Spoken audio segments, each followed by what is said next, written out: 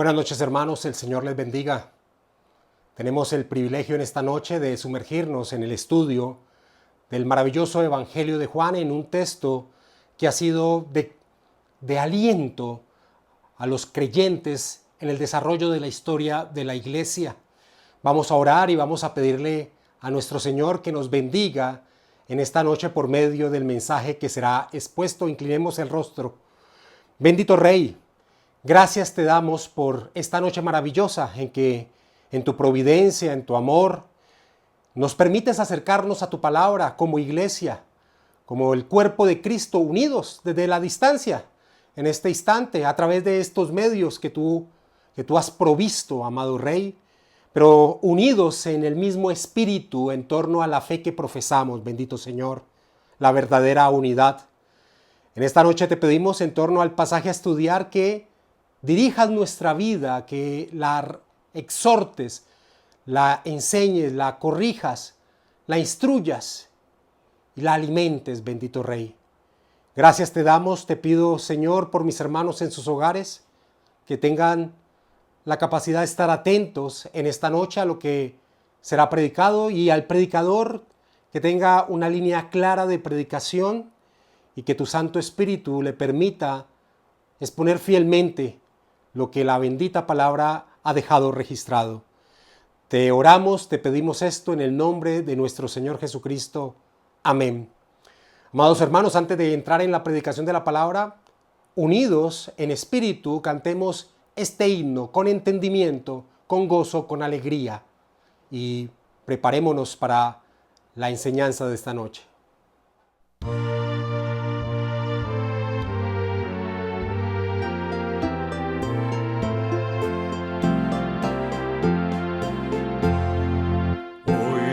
Son en alta esfera, en los cielos, gloria a Dios, y al mortal paz en la tierra, canta la celeste voz.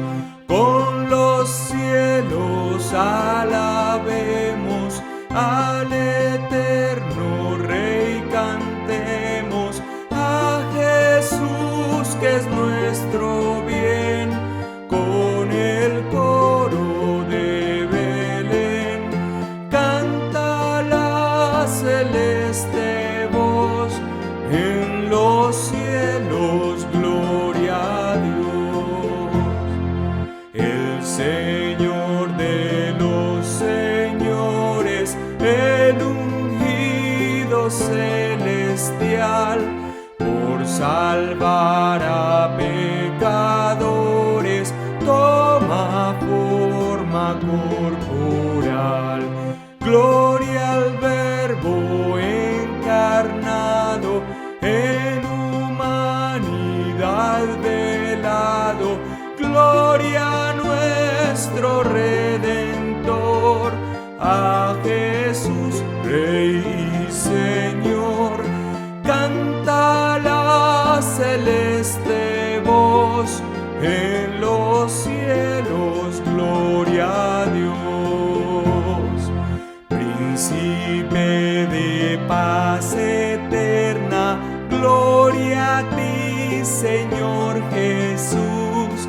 Con tu vida y con tu muerte nos ofreces vida y luz. Has tu majestad dejado, a buscarnos te has dignado, para darnos el vivir. En la cruz fuiste a morir, canta la celeste voz, en los cielos, gloria a Dios. En el sermón anterior terminamos exponiendo Juan capítulo 3, versículo 36, que es el punto final de la reflexión que hace el apóstol Juan en torno al testimonio que había dado Juan el Bautista en torno a nuestro Señor Jesucristo. En Juan capítulo 3, versículo 36, el apóstol Juan señala: el que cree en el Hijo tiene vida eterna, pero el que rehúsa creer en el Hijo no verá la vida, sino que la ira de Dios está sobre él. Así terminamos el estudio del Evangelio de Juan y resaltamos en varias ocasiones en el sermón pasado que la más grande tragedia que pueda cometer hombre alguno es tener a la mano el bendito mensaje del Evangelio, las buenas nuevas de Dios, el testimonio en torno a la persona de nuestro Señor Jesucristo y su obra, tenerlo a la mano y rechazarlo es lo más atroz que cualquier hombre puede llegar a cometer. Desde el día de hoy, en predicaciones que siguen, vamos a ver cómo el apóstol Juan se centra en mostrar a personas que no rechazaron el mensaje del Evangelio, sino que se aferraron a él, así que va a ser un maravilloso impulso en pos de llevar el bendito Evangelio a las personas que conviven con nosotros a diario. Y en la noche de hoy iniciaremos el estudio del encuentro de nuestro Señor Jesucristo con la mujer samaritana. Este maravilloso y conocido pasaje del encuentro de nuestro Señor Jesucristo con la mujer samaritana. En este encuentro, el Evangelio de Juan resalta cómo el mensaje está disponible para todos, para cualquier persona, no importa su trasfondo cultural, no importa su trasfondo moral, no importa su trasfondo étnico, político, social. El mensaje del Evangelio está a la mano, está presente, está al alcance de cualquier persona. Entremos de lleno al estudio de este hermoso pasaje, primero que todo viendo el contexto en el cual se desarrolla. Por favor, leamos Juan capítulo 4, versículo del 1 al 3. Cuando pues el Señor entendió que los fariseos habían oído decir, Jesús hace y bautiza más discípulos que Juan, aunque Jesús no bautizaba sino sus discípulos, salió de Judea y se fue otra vez a Galilea. Hemos hablado de cómo el famoso ministerio de Juan el Bautista empezaba a menguar. Muchos ya no lo seguían, sino que seguían a nuestro Señor Jesucristo. Y estudiamos el maravilloso testimonio del apóstol Juan, de Juan el Bautista, en torno a que su ministerio debía menguar y que el ministerio de nuestro Señor Jesucristo debía crecer. Esta fama de nuestro Señor Jesucristo empezaba a extenderse y no iba a pasar por alto de la mirada de los líderes religiosos judíos del Sanedrín. Sin duda alguna, así como vimos al inicio del estudio del Evangelio de Juan, que fueron impactados por lo que estaba sucediendo con Juan el Bautista y mandaron una delegación a entrevistarlo, a interrogarlo, preguntándole que con qué poder o con qué derecho él bautizaba y si él era el Cristo. Pues ahora que estaba creciendo el ministerio de nuestro Señor Jesucristo, pues tampoco iba a pasar por alto dicho ministerio, dicha fama que estaba empezando a tener el ministerio de nuestro Señor Jesucristo.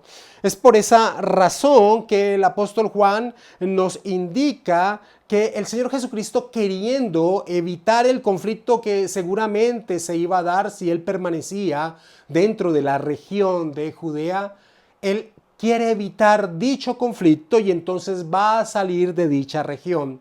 Volvamos a leer el versículo 1 al 3 del capítulo 4 del Evangelio de Juan. Cuando pues el Señor entendió que los fariseos habían oído decir, Jesús hace y bautiza más discípulos que Juan, termina diciendo el versículo 3, salió de Judea y se fue otra vez a Galilea. Aquí hay algo importante de una vez a resaltar dentro del Evangelio de Juan. Juan, cuando habla acerca de los judíos, como aquí lo indica, cuando pues el Señor entendió que los fariseos, en este caso habla de los fariseos, está refiriéndose específicamente, cuando utiliza judíos, utiliza fariseos, está señalando principalmente a los líderes religiosos judíos, a la mayoría de los que conformaban el Sanedrín. Ahora, este pasaje del versículo 1 al versículo 3 empieza a enfatizar una verdad, una idea, una frase que se repite a lo largo del Evangelio de Juan. Y esta frase es que el tiempo, que la hora de nuestro Señor Jesucristo no había llegado hasta un momento del Evangelio cuando se expresa que ha llegado la hora de nuestro Señor Jesucristo. Aquí dice, cuando pues el Señor entendió que los fariseos habían oído decir, Jesús hace y bautiza a más discípulos de Juan, salió de Judea y se fue otra vez a Galilea. El Señor Jesucristo quería evitar el conflicto. ¿Por qué? Porque no era su tiempo. Porque no era su tiempo. El Evangelio de Juan nos narra que va a llegar el momento en que ese conflicto va a ser inevitable y dicho conflicto marcaría, señalaría el momento de la pasión de nuestro Señor Jesucristo, pero no era todavía el momento, así que el Señor quiere evitar dicho conflicto. No era la hora, utilizando la forma en que el Evangelio de Juan se va a expresar hacia ese momento en específico que llegaría. Este no era el momento y por eso el Señor sale de la región de Judea para dirigirse hacia Galilea. El versículo 3 inicia diciendo salió de Judea. William Hendriksen expresa esta intención de nuestro Señor Jesucristo de la siguiente manera. Él dice, Jesús decide salir de Judea. ¿Por qué? Porque se daba perfecta cuenta que su gran popularidad en la región de Judea despertaría tan intenso resentimiento en los líderes religiosos de aquella provincia meridional que con el curso natural de los acontecimientos se llegaría a una crisis prematura. Ahora bien, el Señor sabía que para cada acontecimiento de su vida había un momento determinado por el decreto de Dios. Además sabía que la hora apropiada de su muerte aún no había llegado. Él daría voluntariamente su vida tan pronto como llegara aquel momento. Lo haría entonces, pero no antes. Por consiguiente, tenía que salir de Judea, termina señalando Hendriksen. Ahora, no quiero dejar pasar por alto algo que también explicamos en enseñanzas pasadas. Y es lo que nos dice el versículo 2 de este capítulo 4 de Juan. El versículo 2 dice, aunque Jesús no bautizaba, sino sus discípulos. Y ya expusimos que Jesús no bautizaba porque el bautismo que el Señor Jesucristo daría sería el de su Santo Espíritu. Es más, el mismo Evangelio de Juan ya nos ha expresado esto en el capítulo 1, versículo 33 del Evangelio. El apóstol Juan señala las palabras de Juan el Bautista, quien dijo, y yo no le conocía, pero el que me envió a bautizar con agua, aquel me dijo, sobre quien veas descender el Espíritu y que permanece sobre él, ese es el que bautiza con el Espíritu Santo. Así que entendiendo ya este contexto de lo que nos señalan estos 3 primeros versículos del capítulo 4 de Juan, de por qué el Señor decide salir de Judea, sigamos el relato que nos trae el Evangelio. Por favor, leamos el versículo 4. Salió de Judea y se fue otra vez a Galilea. Para ir de Judea hacia Galilea, era necesario, en la mayoría de las ocasiones, se tenía que pasar por el territorio de Samaria, Eso es lo que nos dice el versículo 4. Y le era necesario pasar por Samaria. Ahora, para tener un correcto entendimiento de todo lo que involucra el encuentro de nuestro Señor Jesucristo con la mujer samaritana, es fundamental que entendamos el contexto político, social y religioso de los habitantes de la región de Samaria. Y y tenemos que remontarnos en la historia del pueblo israelita. Israel, cuando entra a tomar posesión de la tierra que Dios les ha dado, que le había prometido a Abraham, a Isaac y a Jacob, Cuando Israel entra a tomar posesión de Canaán, viven 325 años aproximadamente como familias tribales, cada una en su territorio, pero unidas por el pacto que Dios había hecho con Israel, con el pacto que Dios había hecho con la nación, con las leyes que se les habían entregado en el Sinaí. Estaban cada una como familias independientes, tribus independientes en sus territorios, pero estaban siempre unidas a causa del pacto, pero no tenían un gobierno unificado. Y esto fue un caos, como nos lo enseña el libro de los Jueces. Precisamente el libro de los Jueces señala la necesidad de un rey, y después de un periodo de 120 años, pues tuvieron precisamente durante ese periodo reyes quienes los gobernaron uniendo a, digámoslo así, a las diferentes tribus: Saúl, David y Salomón.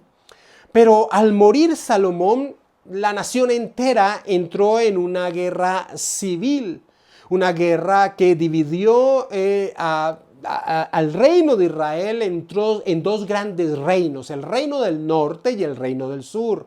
El reino del norte tenía como capital la ciudad de Samaria, y el reino del sur tenía como capital la ciudad de Jerusalén. El reino del norte, a causa de su pecado, que fue principalmente la idolatría y la injusticia social, es destruido en el año 722 por mano de los asirios. Y una característica que tenían los asirios en torno a los territorios que llegaban a tomar es que tomaban, perdón la redundancia, se llevaban a la mayoría de los habitantes de los reinos que ellos tomaban y los empezaban a colocar en diferentes naciones o territorios que les pertenecía. Y traían personas de otros territorios, de otras naciones, a poblar ese territorio que habían conquistado. Así que en este proceso que sucedió con el reino del norte, muchas personas, pocas que habían quedado israelitas dentro del reino del norte, se vieron de un momento a otro en una mistura política, social y religiosa con esas otras personas que habían llegado de otros reinos. Por favor, sin perder Juan capítulo 4, vayamos al libro de Segunda de Reyes y posicionémonos un momento para ver este contexto importante en Segunda de Reyes capítulo 17, y leamos como inicio, viendo esta mistura que se presentó allí, Segunda de Reyes capítulo 17, versículo 29 al 31. Segunda de Reyes, capítulo 17, versículo 29 al 31. La palabra del Señor indica: pero cada nación se hizo sus dioses y los pusieron en los templos de los lugares altos que habían hecho los de Samaria, cada nación en su ciudad donde habitaba. En medio de esa mistura religiosa que ya empezamos a grandes rasgos a ver a través de este pasaje de Segunda de Reyes 17, las personas empezaron a llegar a creer que en todo caso seguían adorando a Jehová. Lee por favor el versículo 25 de este mismo capítulo 17 de Segunda de Reyes. Y aconteció al principio, cuando comenzaron a habitar allí, que no temiendo ellos a Jehová, envió Jehová contra ellos leones que los mataba. Esa mistura, lógicamente, algo que no agradaba a Jehová. Versículo 28 de Segunda de Reyes 17. Y vino uno de los sacerdotes que habían llevado cautivo de Samaria y habitó en Betel, y les enseñó cómo habían de temer a Jehová. Les enseñaba entonces en esa mistura algunas verdades en torno a Dios. Mira el versículo 33. Temían a Jehová y honraban a sus dioses según las costumbres de las naciones de donde habían sido trasladados. Una mistura totalmente religiosa se encontraba entonces en este reino del norte que había sido destruido y que ahora era poblado por diferentes personas de diferentes naciones, algunos de ellos israelitas que quedaron en ese territorio. Y mira el versículo 41 de Segunda de Reyes 17. Así temieron a Jehová aquellas gentes, y mira cómo lo expresa el autor bíblico, y al mismo tiempo sirvieron a sus ídolos y también sus hijos y sus nietos, según como hicieron sus padres, y termina diciendo el autor del libro de Reyes, así hacen hasta hoy, así hace hasta hoy. Cuando el reino del sur, que también fue juzgado por Dios y fueron llevados cautivos muchos de los que habitaban el reino del sur por mano de los babilonios, quien fue quien conquistó el reino del sur, cuando regresaron de esa deportación de Babilonia y quisieron llegar a reconstruir el templo, que era su intención principal, muchos de los que habitaban en Samaria, en lo que había sido el reino del norte, quisieron también ayudarles a reconstruir el templo. Pero los que habían regresado al reino del sur, los judíos, no quisieron dejarlos, pues los consideraban no verdaderamente israelitas, sino una mistura de pueblo. Básicamente los consideraban como gentiles. Esto llevó que, transcurrido el tiempo, los habitantes de ese territorio de Samaria llegaran a construir su propio templo en el monte Gerizim, más o menos en el año 400 a.C. Pero tiempo después, un gobernante judío llamado Juan Hircano destruyó dicho templo. Y a partir de aquí, con todo esto que hemos visto que aconteció en la historia, pues los samaritanos vivían con un gran resentimiento en contra de los judíos. Y también, viendo ese entendimiento que tenían los judíos de quiénes eran los que habitaban en la región de Samaria, pues ellos los consideraban como gentiles. No tenían nada que ver con los israelitas. Así que había una tensión inmensa política, social y religiosa entre los habitantes de Judea, los judíos y los samaritanos. Es más, esto lo podemos ver, ese rechazo de parte de los judíos a los samaritanos, como de la forma en que llegaron a insultar muchos de los dirigentes religiosos judíos a nuestro Señor Jesucristo. En Juan capítulo 8, versículo 48, para ofender a nuestro Señor Jesucristo, le dijeron: ¿no decimos bien nosotros que tú eres samaritano y que tienes demonio? Que tú eres samaritano y que tienes demonio. Esto era el insulto, un insulto fuerte, es decir, samaritano y demonio casi que estaban al mismo nivel, y esto es lo que nos muestra y lo que quiero enfatizar, es ese desprecio que existía de parte de los judíos hacia los samaritanos y el resentimiento que tenían los samaritanos en torno a los judíos.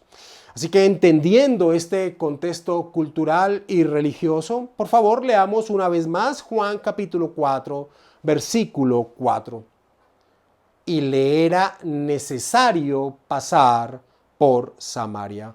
El Señor Jesucristo se va a dirigir de la región de Judea, de la cual va a salir, por lo que ya entendimos, porque no quiere tener conflicto religioso con los líderes religiosos judíos en ese momento de su ministerio. Se va a dirigir hacia Galilea, que queda en el norte, pero hay una región que es la región de Samaria, la cual atravesarían, pero es importante entender esto. Cuando Juan capítulo 4, versículo 4 dice, y le era necesario pasar por Samaria, no significa que era la única ruta que había de Judea a Galilea para llegar de Judea a Galilea. No era la única ruta.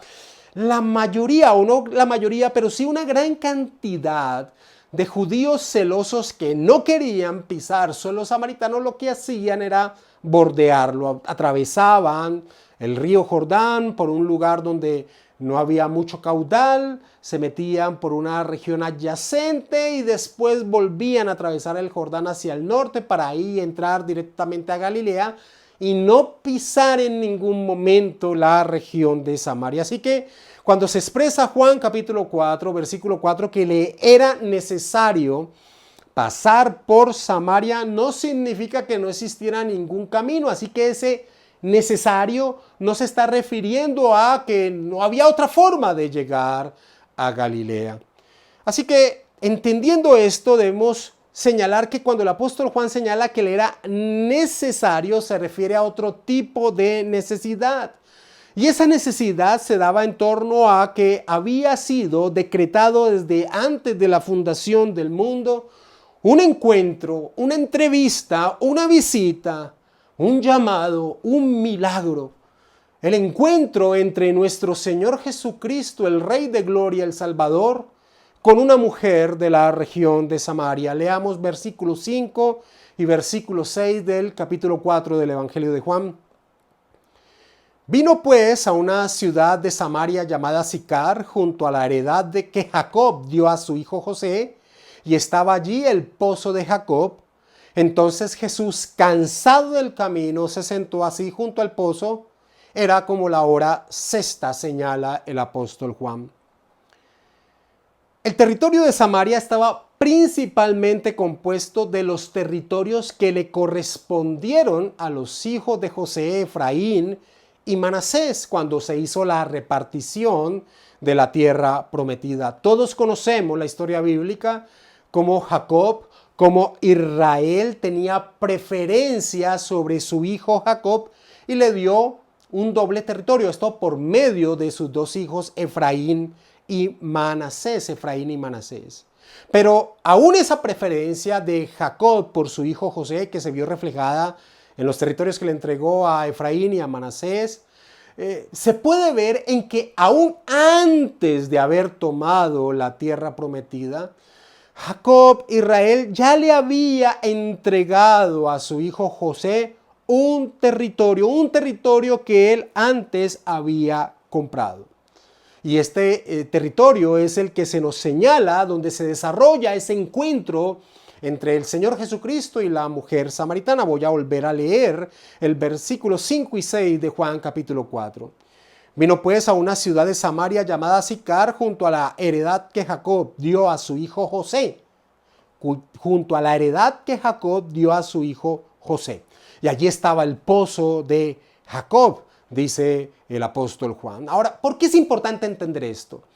Porque para los samaritanos ese contexto histórico, en este caso de ese territorio en específico, aún ese pozo que estaba en esa tierra, ese pozo que se pensaba que había sido construido por el mismo Jacob, estos lugares se convertían de gran valor para ellos en su necesidad de sentirse parte del pueblo que descendía de Abraham, y esto como un soporte en torno al desprecio de los judíos, en torno a ese desprecio de los judíos.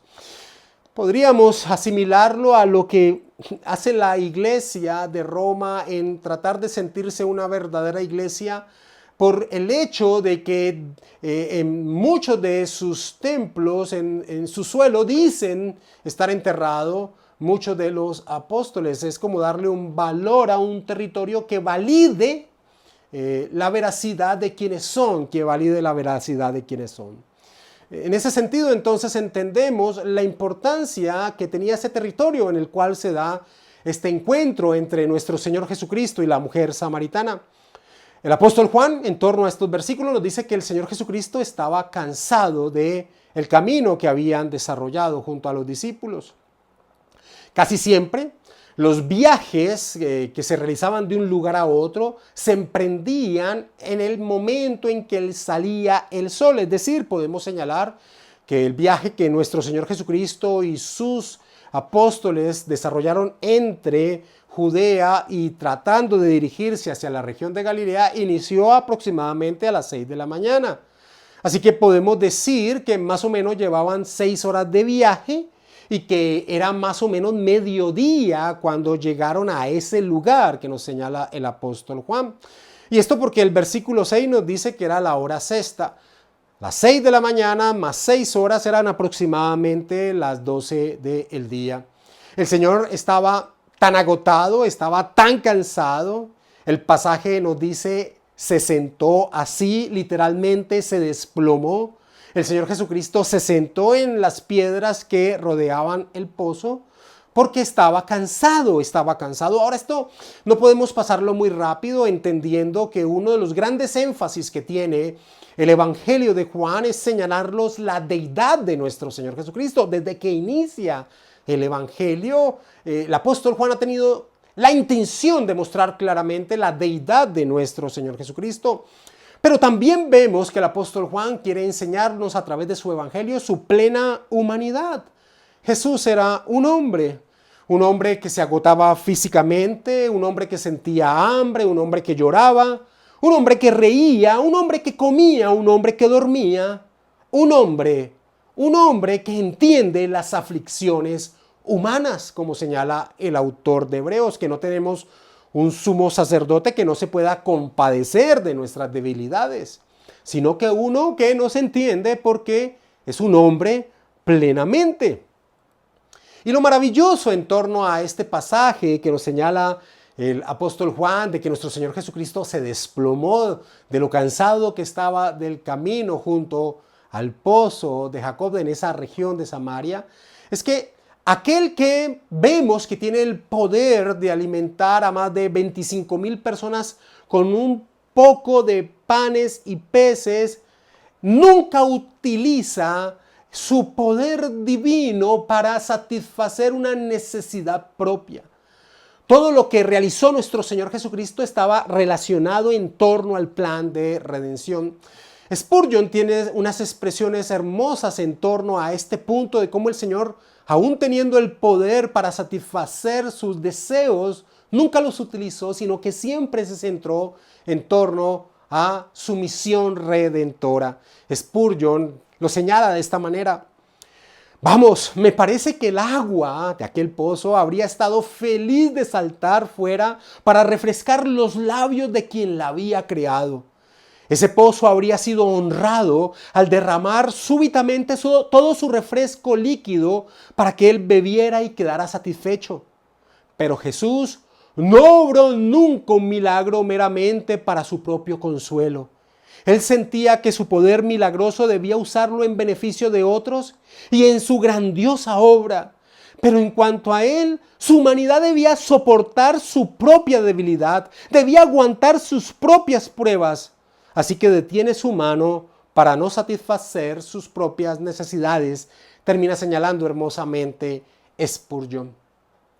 Jesús estaba cansado y se quedó sentado allí solo, mientras sus discípulos iban a la ciudad cercana a comprar algo de comer. Eso es lo que nos señala el versículo 8 del capítulo 4 del Evangelio de Juan. Pues sus discípulos habían ido a la ciudad a comprar de comer. Él se había quedado allí solo. Ahora, no solo porque realmente estaba cansado, sino porque tenía una cita marcada, señalada desde la eternidad. En ese día, una mujer samaritana tenía una cita con el Señor de gloria y ella no lo sabía. Llamados hermanos, eso mismo ocurre con la vida de todos aquellos que le pertenecen al Señor Jesucristo. En un día de sus vidas, tal vez en el menos esperado, nuestro Señor Jesucristo tiene una cita con cada uno de ellos y lo llama para sí. Lo llama para sí. Leamos el versículo 7 de Juan capítulo 4. Vino una mujer de Samaria a sacar agua y Jesús le dijo: dame de beber, dame de beber. Versículo 9, la mujer samaritana le dijo: ¿cómo tú siendo judío me pides a mí de beber, que soy mujer samaritana? Y Juan dice: porque judíos y samaritanos no se tratan entre sí. Podemos entender en parte el porqué de la sorpresa de esta mujer al hecho de que un judío le pidiera beber del agua que ella sacaría del pozo. Lo podemos entender por el contexto, por esa tensión social, político y religiosa que existía entre judíos y samaritanos. Pero dentro de esta historia hay aspectos de prejuicio social que hacían que esta petición de nuestro Señor Jesucristo a esta mujer fuera sorprendente dentro de ese contexto social. Nuestro Señor Jesucristo, además de ser un judío, era un rabino, era considerado un rabino, era un maestro. Y a un maestro le estaba prohibido hablar con las mujeres en las calles. Así que un judío que además era tenido como un rabino, que estuviera hablando con una mujer y una mujer samaritana era algo inaudito. Craig Kidner expresa dentro del contexto social este aspecto que no podemos dejar pasar por alto. Él dice: aún el pedir agua a una mujer podía interpretarse como estar coqueteando con ella, especialmente si ella había venido sola. Jesús quebrantaba aquí todas las reglas de la religiosidad judía. Tanto Isaac como Jacob hallaron a sus esposas en pozos. Esos precedentes creaban la clase de ambigüedad potencial en este pozo que los religiosos deseaban evitar, termina señalando Kidner. Pero Jesús estaba por encima de cualquier prejuicio social y religioso cuando tiene una cita con uno que le pertenece. Pero aún hay más que se le agrega a todo este aspecto cultural, que enfatiza, que nos explica la sorpresa de esta mujer ante la petición que le hace nuestro Señor Jesucristo. Y es este: venir a sacar agua para los hogares era un trabajo que le correspondía a las mujeres del hogar y ellas lo hacían todos los días, pues todos los días se necesita agua. El momento de ir a sacar agua era un momento de reunión social donde las mujeres se ponían al tanto de las diferentes situaciones. Pero lo común era venir a sacar agua a la puesta del sol, cuando no era tan excesivo el calor como en este horario de las 12 de mediodía.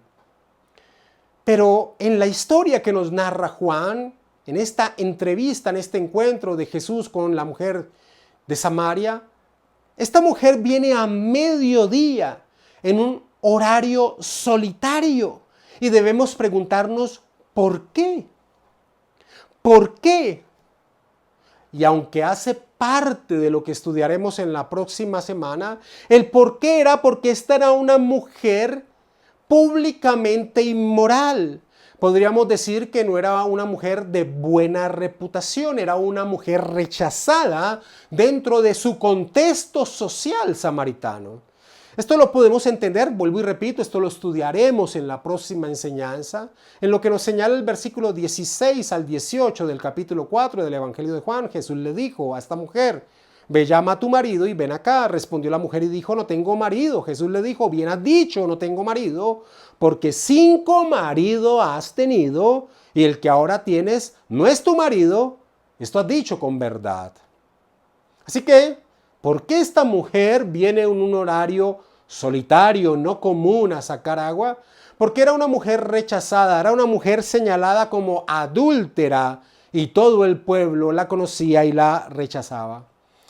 Debemos entender que los samaritanos basaban su fe en el Pentateuco. Ellos solo aceptaban los 5 primeros libros de la Biblia. Una mujer como esta, que había tenido 5 cartas de repudio y que al día de hoy, o al día presente más bien, vivía con un hombre que tampoco era su marido, sin lugar a dudas era una mujer rechazada dentro de un contexto social dirigido por la ley que encontramos en el Pentateuco. Para las personas era una repugnancia la actitud de esta mujer para sus mismos conciudadanos, para los samaritanos. Imaginémonos lo que esta mujer vivía en su día a día y cómo se vería a sí misma. Podemos entender el por qué venía entonces a esta hora. Era una mujer rechazada por la sociedad. El rótulo de pecadora era claramente señalado en ella. Pero a esta mujer, un judío, un rabino, le hace la siguiente petición: que le diera de beber agua. Wright dice: era un acto misericordioso, un asalto espiritual a un pecador. No esperó a que la mujer le hablara, sino fue él quien inició la conversación, señala Wright.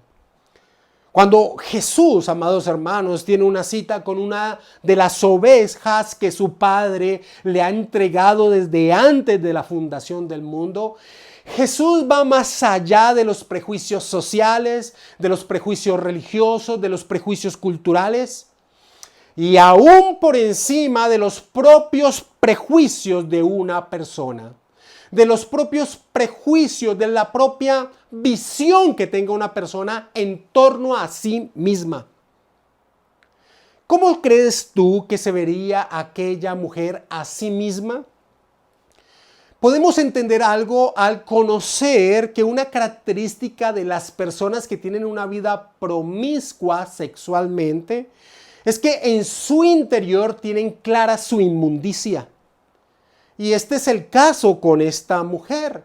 Y se puede ver en que la hacía correr de un lugar a otro tras los brazos de un hombre, tal vez para cubrir dicha falencia, dicho pensamiento, dicho entendimiento en torno a lo que era ella misma.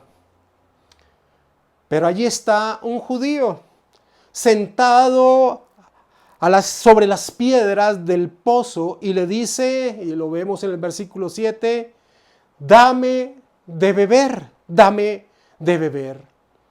Y como el apóstol Juan escribe a todo tipo de audiencia en torno a este evangelio, no solo a judíos, sino tal vez principalmente a gentiles, entonces el apóstol Juan señala en el versículo 9 una aclaración de lo impactante de esto, porque judíos y samaritanos no se tratan entre sí. Ya hemos visto nosotros el contexto que le da peso a esto, aún el contexto de la vida de esta mujer, pero el apóstol Juan trae entonces esta nota aclaratoria, porque judíos y samaritanos no se tratan entre sí. Ahora es importante entender que literalmente la traducción debería ser así, porque los judíos y samaritanos no comparten utensilios entre sí. Y Jesús le pide agua a esta mujer. El Señor no tenía cómo sacarla porque aproximadamente este pozo medía 27 a 30 metros de profundidad. El Señor Jesucristo no tenía forma de sacarla. La única forma de sacar el agua y beberla era hacerla con algún utensilio para realizarlo. Jesús no lo tenía, la mujer sí lo tenía. Jesús le pide que le dé beber, pero si el Señor Jesucristo hubiese tomado del mismo utensilio de la mujer samaritana dentro del concepto religioso judío, Jesús se contaminaría. No solo por ser una mujer, no solo por ser samaritana, sino porque existía una ley rabínica en torno a que la mujer samaritana debería considerarse siempre como menstruosa, es decir, impura. Donald Carson lo expresa así. Los líderes religiosos judíos codificaban una ley que reflejaba un sentimiento popular de larga data, en el sentido de que todas las hijas de los samaritanos son menstruantes desde su cuna y por lo tanto perpetuamente en un estado de impureza ceremonial, termina señalando Carson.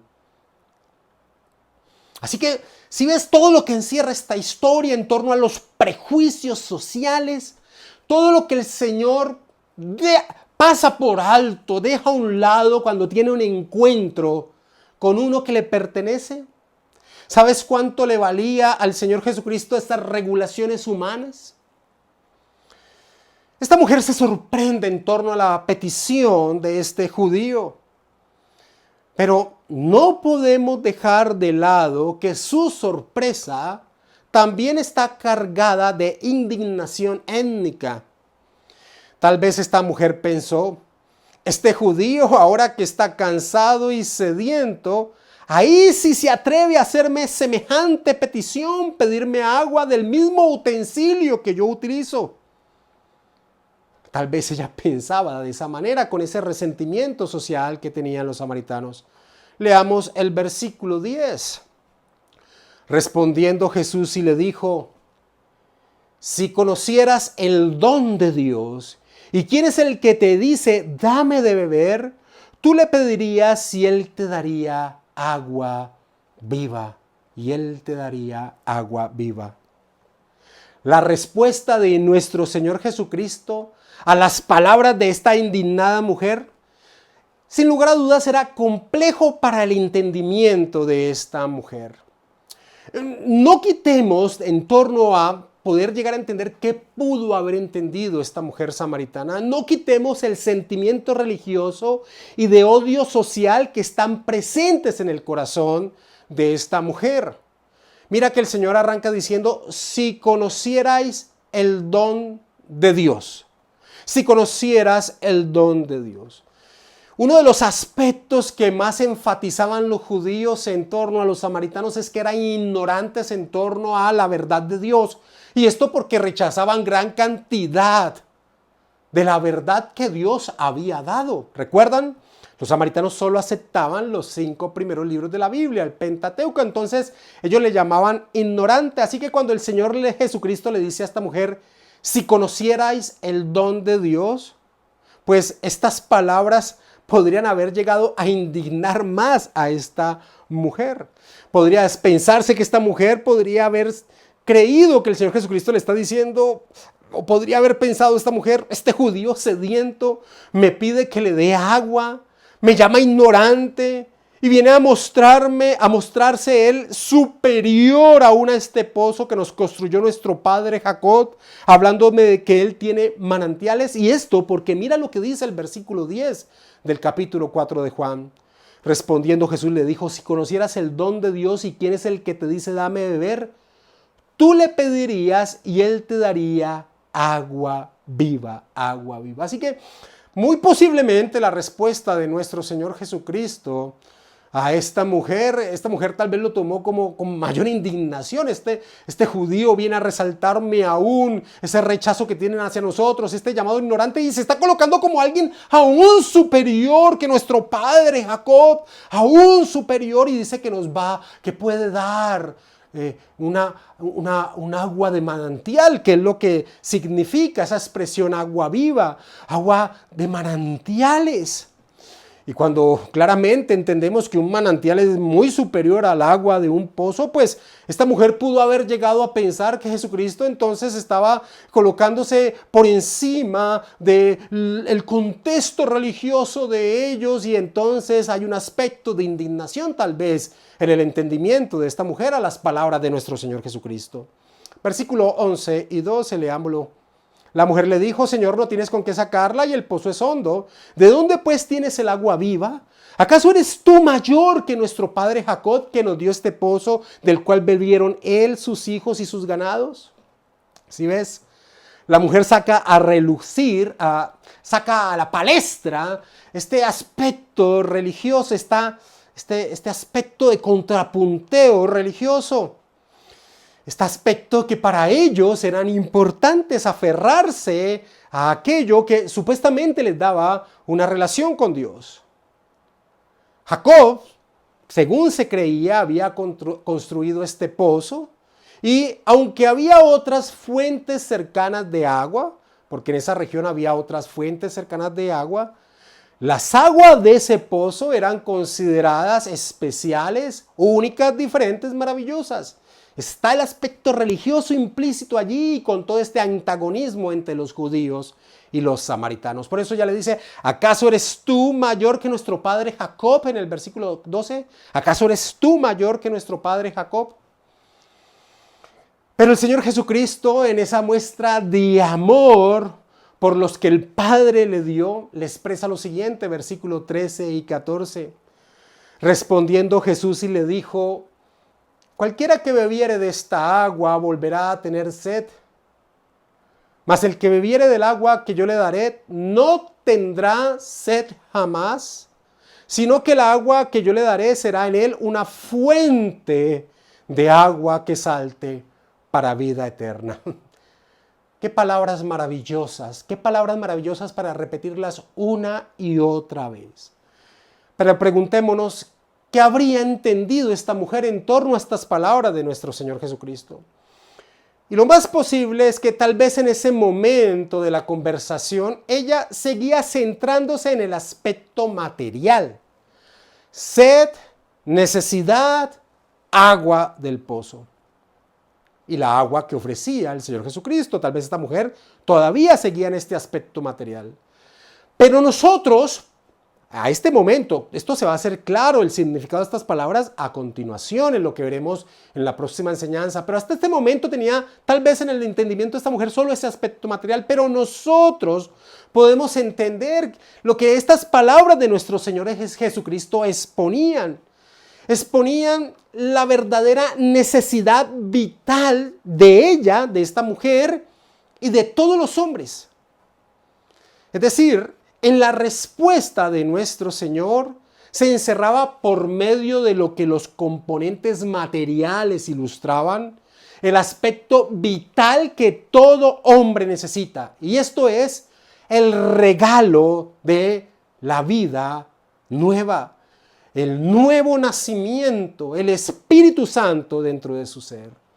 El pozo de Jacob es la muestra del esfuerzo humano para satisfacer una necesidad primordial. Imagínate, 30 metros de profundidad para la época de Jacob era una obra de gran esfuerzo. Esa es la religión humana en pos de satisfacer una necesidad vital. Un esfuerzo grande, pero insuficiente. Un esfuerzo grande, pero insuficiente. Pues como sucedían con esas aguas de ese pozo, podía llegar a calmar la sed, pero de una manera muy temporal, pues continuaba dicha necesidad una y otra vez. Por el contrario, lo que Jesús le ofrecía a esta mujer era la solución definitiva a su verdadera necesidad. El Señor dice, cualquiera que bebiere de esta agua volverá a tener sed. Mas el que viviere del agua que yo le daré, no tendrá sed jamás. No tendrá sed jamás. Y amados hermanos, sin duda, la sed es una muy buena ilustración de una necesidad vital. Yo te hago esta pregunta. Hermano, hermana, ¿sabes lo que es tener sed? Yo podría aventurarme a decir que ninguno de nosotros sabe lo que es tener sed verdaderamente. En un mundo como el que vivimos, que abrimos una llave y surge el agua que queramos, pues es muy difícil realmente entender lo que es sentir sed. Pero en un mundo donde el agua no era fácil de hallar, sí que sabían que era tener sed. Ahora, mis amados hermanos, puede que no tengamos un claro entendimiento de lo que es tener sed física, pero yo te aseguro que sí sabes lo que es tener una sed espiritual, sentirte vacío, insatisfecho, con un faltante en tu ser que no sabes qué es. Todos, antes de que la misericordia del Señor cobijara nuestra vida, sentimos esa sed espiritual. Tal vez no sabemos lo que es una sed física, pero sí sabemos lo que es una sed espiritual. El Salmo capítulo 42, versículo 1 al 2 expresa como el ciervo brama por las corrientes de las aguas, así clama por ti, oh Dios, el alma mía. Mi alma tiene sed de Dios, del Dios vivo. ¿Cuándo vendré y me presentaré delante de Dios? Es una necesidad. Es una necesidad. Ese vacío, esa sequedad que podíamos ver como ilustración en esta mujer de todos los hombres en torno a estos aspectos materiales que rodean esta historia, nosotros sí podemos entender lo que es una vida sin estar unidos, sin tener al Santo Espíritu de Dios que nos una a la persona del Señor Jesucristo. Tener sed es un estado desesperante. Como desesperante es la vida del hombre sin Dios en búsqueda de algo que sabe que falta, pero no sabe qué es, como esta mujer. Muchas veces las personas se preguntan por qué aquellos que al juicio del mundo lo tienen todo, belleza, dinero, fama, posición, son tan desgraciados. La respuesta es que todos son esfuerzos vacíos de llenar solo lo que Dios llena. Solo lo que Dios llena. Solo cuando el Señor da vida espiritual, el agua que Él da, su Santo Espíritu, ese vacío, esa sequedad del alma es saciada. Y es por eso que, como enfatizamos en la enseñanza anterior, aquel que teniendo a su alcance el ofrecimiento de las buenas nuevas de Dios, aquel que teniendo a su alcance el evangelio, el testimonio de Cristo, comete el acto más atroz que pueda cometerse, es decir, rechazar dicho mensaje. Es por eso que cuando se entiende esta comparación que hace el apóstol Juan de esa necesidad vital y vemos a las personas rechazando el mensaje del evangelio, decimos qué cosa tan atroz. Y el libro del profeta Jeremías nos expone este aspecto. En Jeremías capítulo 2, versículo 12 al 13, hay una denuncia de parte de Dios. Dice, espantaos cielos sobre esto y horrorizaos. Espantaos cielos sobre esto y horrorizaos, desolados en gran manera, dijo Jehová, porque dos males ha hecho mi pueblo, me dejaron a mí fuente de agua viva y cavaron para sí cisternas rotas que no retienen agua. El Señor Jesucristo le responde a esta mujer: cualquiera que bebiere de esta agua volverá a tener sed, mas el que bebiere del agua que yo le daré no tendrá sed jamás, sino el agua que yo le daré será en él una fuente de agua que salte para vida eterna. Podemos decir que este encuentro del Señor Jesucristo con la mujer samaritana es una muy buena ilustración de la soberanía de Dios de dar vida a quien quiere, como le expresó a Nicodemo nuestro Señor en el capítulo anterior de este evangelio, en el versículo 8. El viento sopla donde quiere y oyes su sonido, mas ni sabes de dónde viene ni a dónde va. Así es todo aquel que es nacido del Espíritu. Esta mujer samaritana, a los ojos de los hombres judíos y aún de los ojos de los propios samaritanos, no era una candidata apropiada para recibir el favor divino. Pero al Señor de gloria le plació darle el regalo de la vida eterna. Esta mujer seca por dentro, esta mujer que vivía bajo el señalamiento, le fue ofrecido no un paliativo al desierto de su alma, sino la transformación de su ser en una fuente constante de vida. Porque eso es lo que significa tener fuentes de agua viva. Es tener al Santo Espíritu de Dios en nuestro ser que nos liga a la persona y a la obra de nuestro Señor Jesucristo. Así nos lo enseña el apóstol Juan en este mismo evangelio. En el capítulo 7, versículo 37 al 39, el evangelio de Juan dice: en el último y gran día de la fiesta, Jesús se puso en pie y alzó la voz diciendo: si alguno tiene sed, venga a mí y beba.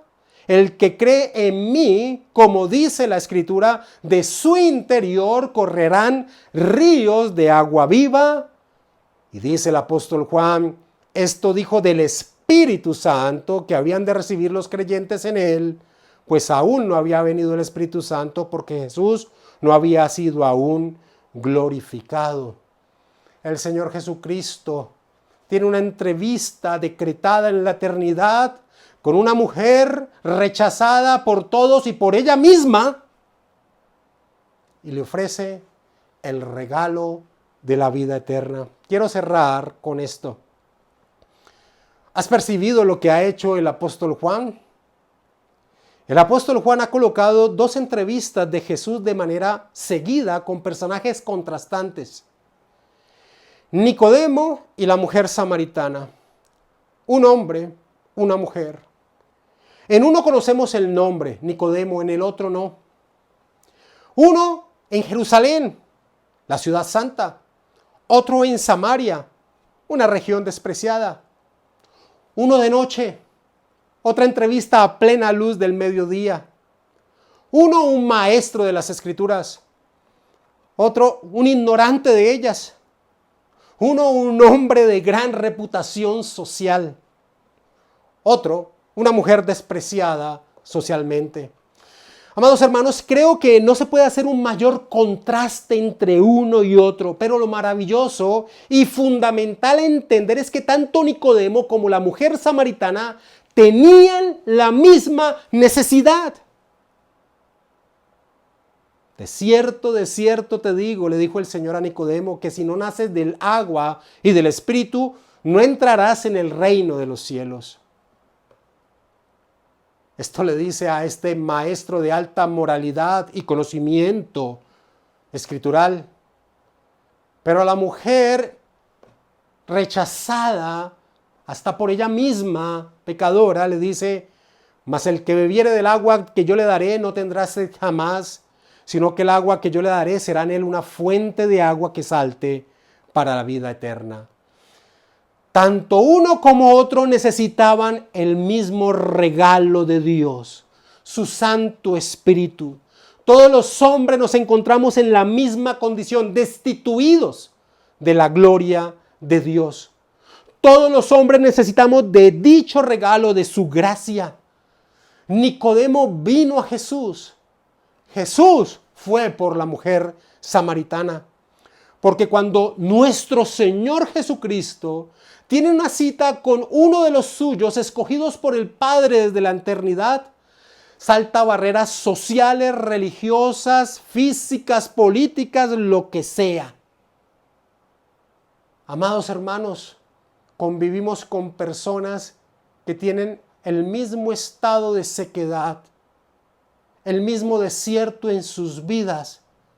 Y tú tienes el mensaje de llevar a esa persona a los pies, que puede convertir esa vida en una vida que de él fluyan manantiales de vida.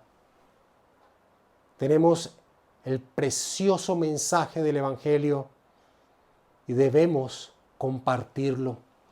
En la próxima enseñanza continuaremos con esta gloriosa entrevista entre Jesús y la mujer samaritana y aprenderemos aún más de esta necesidad de ir y compartir el mensaje a todos aquellos que conviven con nosotros. Dios los bendiga, amados hermanos.